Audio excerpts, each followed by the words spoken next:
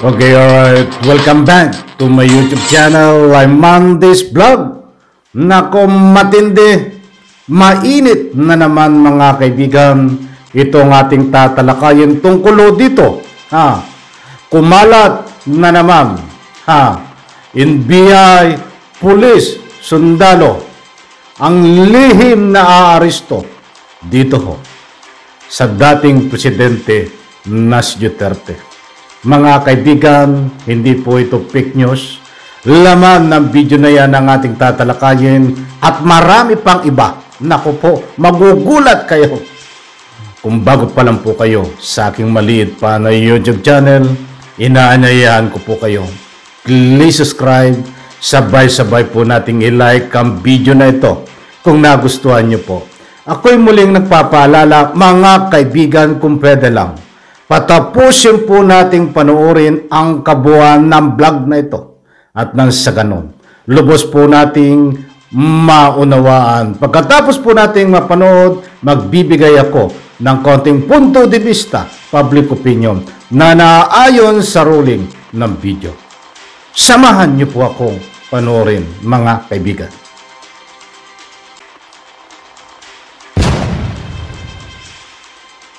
Si Justice Secretary po, Remulla, ay nagsalita na makikipagtulungan na sila sa ICC dahil ito daw po ay nasa resolusyon ng Kamara de Representantes. Well, tama po yun. Wala pong sariling pulis ang ICC at nakasalalay yung pag-aresto ng mga akusado ng ICC sa kooperasyon ng mga estado. In this case, ng Pilipinas po. Ang dapat mag-aresto po sa kanya ay Police Pilipinas, NBI Pilipinas, or Sundalong Pilipino. Pero pero attorney, is it legally possible na walang kaabog-abog, walang kaabi-abiso, darating ang supposed di ho ba ang ICC, wala namang mga pulis ito wala ho namang mga sheriff ito At kung may mga aresto man, government po ng kung saan nila pupuntahan, no? In this case, the Philippine government. Tama po yan. Wala pong sariling pulis ang ICC. Nakasalalay po ang pag-aresto ng mga akusado sa hukuman sa kooperasyon ng mga estado. At ang paninindigan nga po natin kung makipagtulungan o cooperate ang Pilipinas sa ICC, yan po ilabag sa ating saligang batas dahil hindi na nga po tayo miyembro. Pero Manong Ted, ulitin ko lang din po ang sinasabi namin, no? Pagkabat ang sabi ni Presidente, for the 100th time ay hindi siya makikipagtulungan sa ICC, abay, nabanggit po at kinakailangan magsalita muli si Presidente Marcos, nabanggit po ni Justice Secretary Remulla na makipagtutulungan ng Pilipinas sa bisa po ng mga resolusyon na sinulong po ng mababang kapulungan sa liderato ni Speaker Martin Romualdez. Sir, nag-choppy ho kayo doon sa unang bahagi ng sinasabi po ninyo. Can you say it again, please? Well, tama po yun. Wala pong sariling pulis ang ICC at nakasalalay yung pag-aresto ng mga akusado ng ICC sa kooperasyon ng mga estado. In this case, ng Pilipinas po. Ang dapat mag-aresto po sa kanya ay Police Pilipinas, NBI Pilipinas, or Sundalong Pilipino. Pero, bagamat sinasabi po ni Presidente Marcos na hindi rin siya makikipagtulungan, bago po sabihin ni Presidente na hindi siya makikipagtulungan for 100th time, si Justice Secretary po, Remulla, ay nagsalita na makikipagtulungan na sila sa ICC dahil ito daw po ay nasa resolusyon ng Kamara de Representantes. Sige. So, attorney, hindi ho naman natin matatawaran ang access ng dating presidente sa mga intelligence reports, I'm sure. Kasi dati kang presidente at meron ka pa rin namang mga maaring pagkunan ng mga informasyon. So, totoo po itong mga ugong-ugong na maaring hindi po na i-anunsyo at na nandito na sila at itong mga taga-ICC at maari pong damputin na lang ang dating presidente at any time with the permission of the Philippine government? Oo, hindi po mangyayari yan kung hindi makikipagtulungan ang gobyerno ng Pilipinas.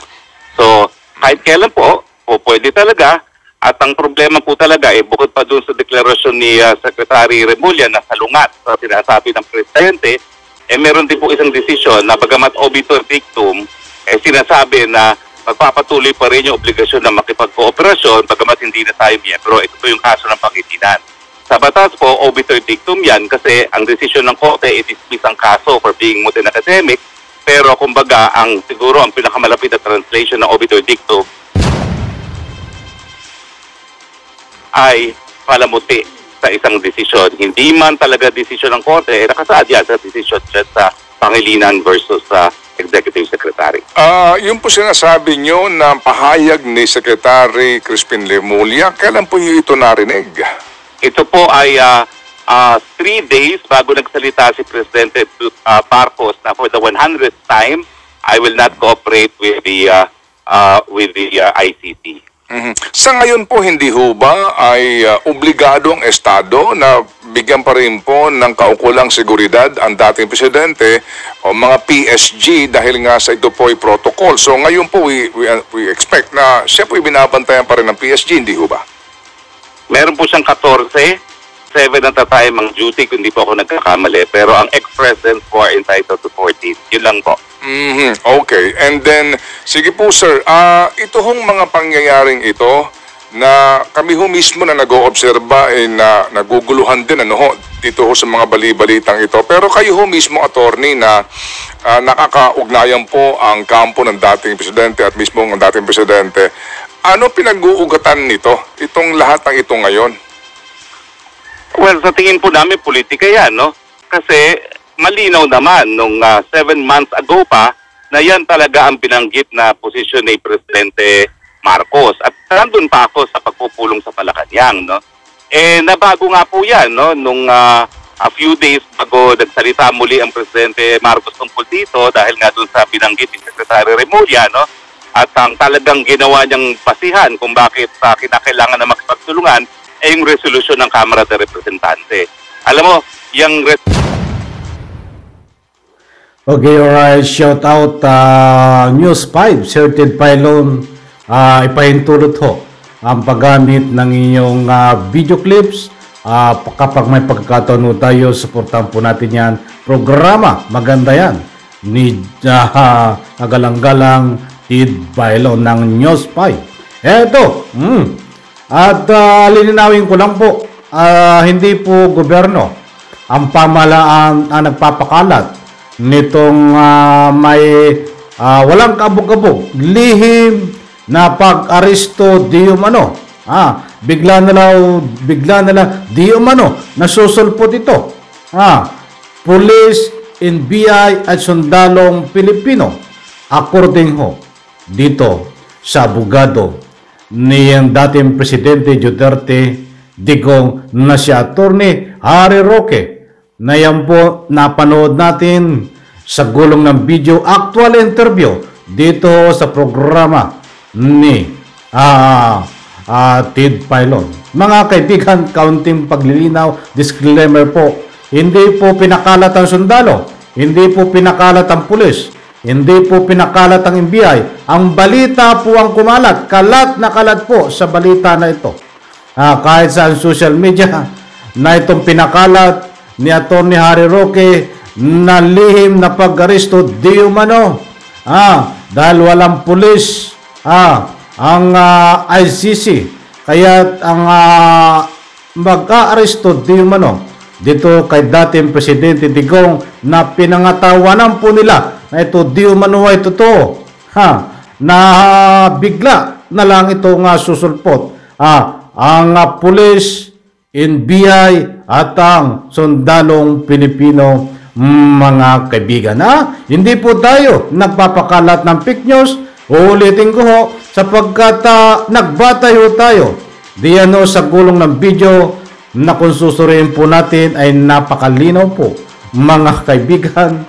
At sabi nga, kailangang magsalita na ng panibago itong ating Pangulong Bongbong Marcos tungkol dito sa usapin na ICC dahil lang gustong marinig nitong kampo ni Digong. Kaya malawak po ang ating pangunawa at ang common sense.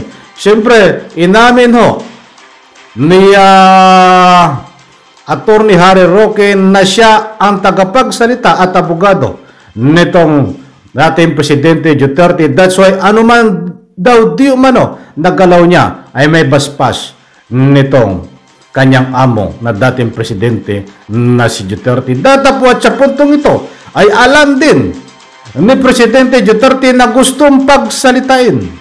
Ay parang tulong na ito, di ba? Humihingi ng tulong.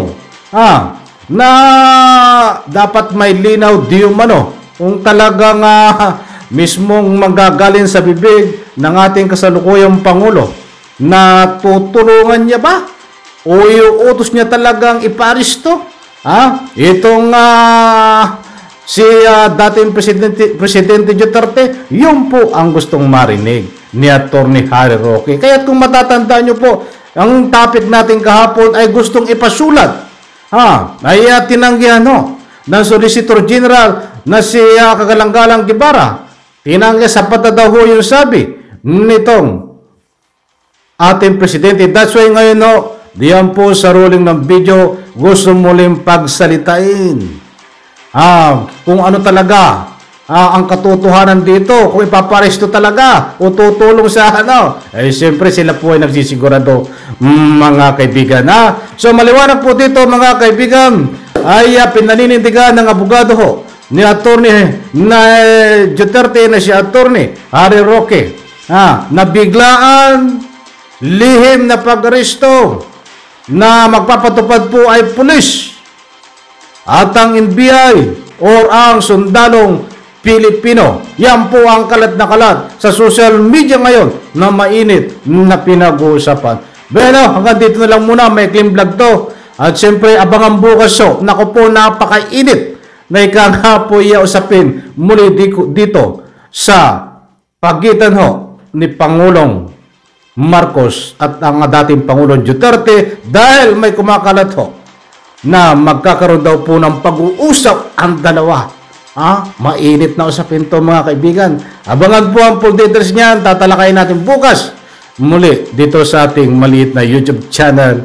Diyan po sa comment section. Huwag po kayong matakot magbigay ng inyong public opinion. Karapatan niyo po yan. Basers man o hindi, welcome po diyan sa comment section. Muli po, pagpalain po tayo lahat. Bye-bye, palakpakan.